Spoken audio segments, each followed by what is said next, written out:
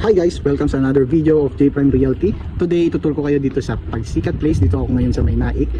This is a project under 4PH program. So, ang regular monthly amortization niya is ranging from 8,000 plus.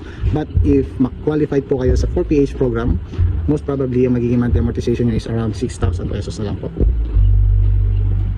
This unit offers no down payment, no monthly equity, 10,000 all-in cash out.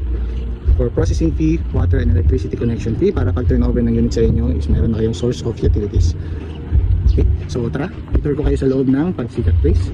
So for the exterior, ito ang magiging itsura sa labas, all sliding windows. Then upon going inside, ang walls natin is pre-painted white, but the flooring is as is po siya, smooth finish cemented. Then this is the kitchen area, meron na rin siyang ceramic tiles.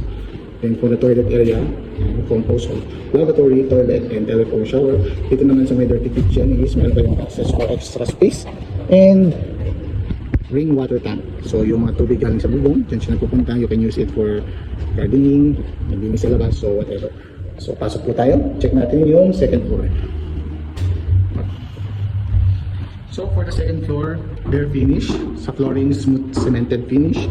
Then ang ceiling po natin is bare. Tayo na po magpapalagay ng kisame. So for 6,000 under 4PH program, 6,000 monthly. Sulit ba? Message nyo kami sa page and kami ang bahala sa housing application. Goodbye mga kabahay. Salamat!